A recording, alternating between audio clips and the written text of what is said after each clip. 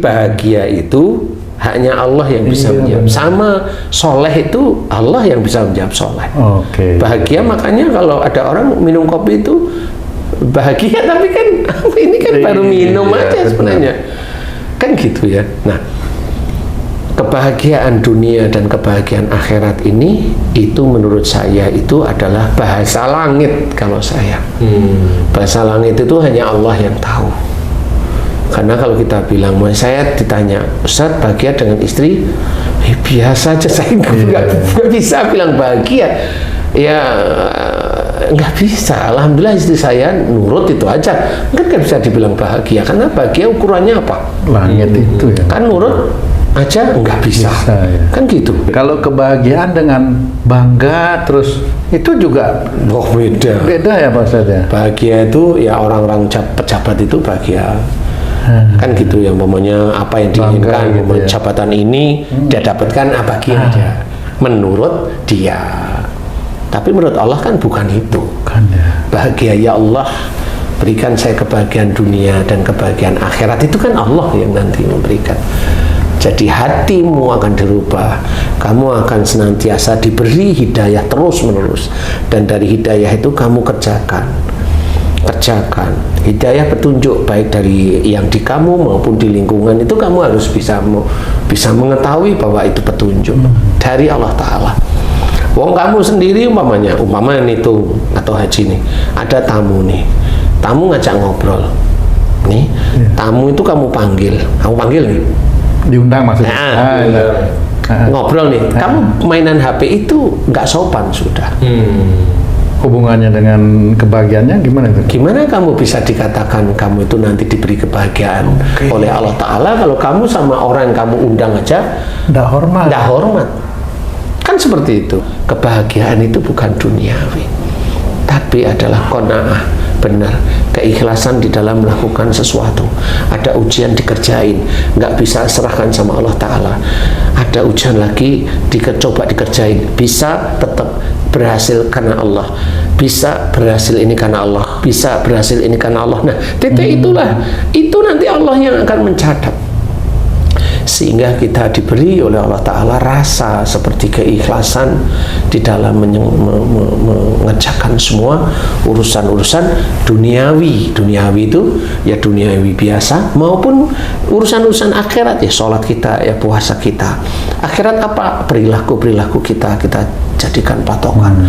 Kalau memang sudah ngomong baik nggak didengerin, biarin, padahal nggak didengerin, dia yang minta petunjuk, minta nasihat, nggak didengerin, ya nggak usah marah, ya beginilah ujian yang harus dihadapi. Seperti itu. Nah, kebahagiaan dunia ini adalah bahasa langit kalau menurut saya. Jadi hanya Allah yang tahu dia merasa bahagia pada saat di dunia itu.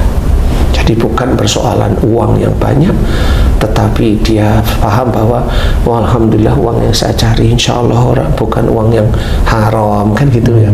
Alhamdulillah istri saya juga nurut, kan gitu ya. Alhamdulillah anak-anak saya nurut sama orang tua.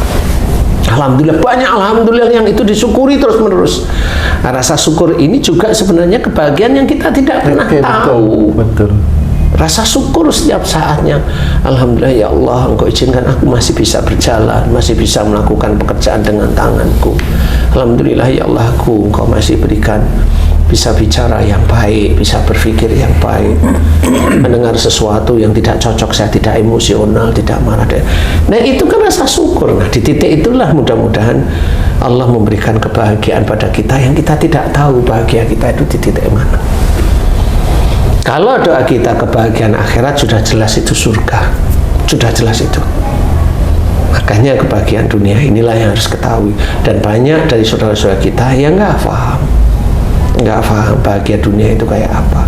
Insya Allah bahagia itu hanya milik Allah yang tahu.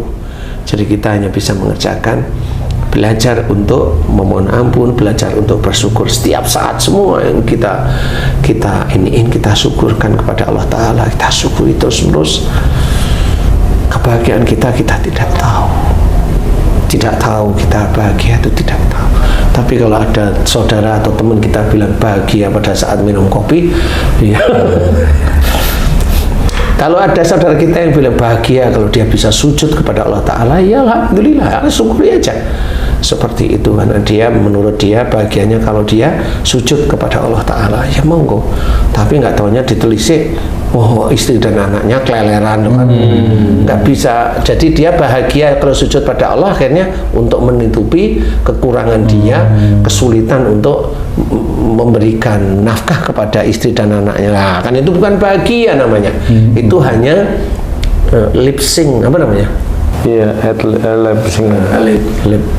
Lip sync, lip service ya. Lip service. Service istilah. Jadi nggak bisa seperti itu. Jadi bahagia itu hanya milik Allah. Maksudnya kita boleh berdoa, mohon kebahagiaan dunia dan mohon agar diberi kebahagiaan dunia dan akhirat itu hanya milik Allah.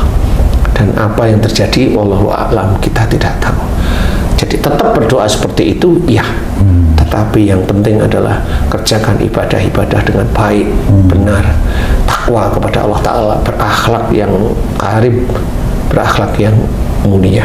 Bukan wujud dari keberhasilan itu kebahagiaannya, Pak? Tidak ada. Saya sendiri ditanyain berhasil apa tidak tahu. Saya berhasil itu gimana menurut kamu berhasil itu gimana? Kalau saya menginginkan anak saya bisa S3, oh ya sudah. Itu menurut kamu berhasil. Berarti dia nggak ada acuan yang lain. Padahal itu menurut saya itu lebih seneng kalau dosa-dosa saya pada saat mohon ampun diampuni itu. Cuma kalau ditanya diampuni nggak, wallahu alam, kan nggak ngerti. Hanya Allah juga ya. Kan itu hanya Allah sebenarnya. Bersyukur atas semua nikmat yang dititipkan oleh Allah Ta'ala, karunia disyukuri. Tapi pada waktu kita bersyukur itu, apakah kita itu diterima rasa syukur kita? Kan nggak tahu juga.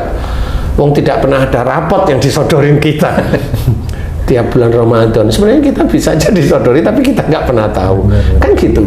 Kalau dia bahagia kalau anaknya lulus, kalau dia itu jadi direksi, dia jadi GM, dia jadi direktur, dia dirut mamanya, dia jadi pejabat, dia ini. Nah itu merasa dia bahagia, ya monggo, itu kan hak masing-masing. Tapi kalau kita bercerita bahwa kebahagiaan dunia itu yang hanya tahu hanya Allah, ya memang itu yang hanya tahu Allah. Kita tahu, tetapi kita boleh memohon kepada Allah Ta'ala. Sama seperti seseorang muslim itu memohon, ya Allah berikan saya rezeki yang halal dan thayyib, dan insya Allah berkah. Kan bilang halal dan thayyib dan insya Allah berkah kan belum tentu itu banyak. Bisa aja harta itu hanya diberikan oleh Allah Ta'ala 1 bulan kan seperti itu. Gaji namanya itu. Nah kan bisa kan gitu. Tapi kan kamu nggak boleh meremehkan. Oh iya. Kamu sendiri sudah digaji tapi dapat bonus.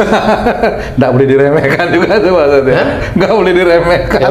Enggak sih, pertanyaannya bonus itu dari mana? Jadi harus belajar faham. Jadi apakah hidup itu sekian puluh tahun itu hanya cuma ngurusi uang-uang yang haram? Makanya apakah itu bahagia? Bahagia itu dengan naik mobil Alphard gitu? Enggak. Bahagia itu naik Land Cruiser gitu? Enggak. Itu bangga itu, bukan bahagia itu. Bahagianya kalau KPK nggak manggil ya. Nah itu berarti dia itu seneng kalau dia dimasukkan ke neraka. Sebenarnya itu tujuannya. Jadi nggak malah bersyukur nggak ketangkep KPK ya. Jadi intinya adalah tetap berdoa, memohon kepada Allah Ta'ala agar diberi kebahagiaan dunia dan akhirat. Boleh, dan itu harus kita mohonkan kepada Allah Ta'ala karena kita adalah hamba Allah, boleh. Tapi yang jelas kuatkan iman, takwa pada Allah Ta'ala, kerjakan tauhid dengan baik dan benar. Insya Allah mudah-mudahan nanti Allah memberikan kebahagiaan dunia dan akhirat, dan kita tidak tahu bagaimana dunianya. Tapi mudah-mudahan itulah cara-cara kita untuk lurus kepada Allah Ta'ala, menguatkan iman. Insya Allah, amin. Wallahu a'lam. Alhamdulillah. Terima kasih banyak Pak Ustadz penjelasannya. Para pemirsa dan sahabat beriman dimanapun berada, mudah-mudahan tayangan kami kali ini bisa bermanfaat untuk meningkatkan keimanan dan ketakwaan kita kepada Allah Subhanahu wa Ta'ala. Saya Tung pamit diri, sampai jumpa di video kami yang lain. Wassalamualaikum warahmatullahi wabarakatuh. Waalaikumsalam warahmatullahi wabarakatuh. Alhamdulillah.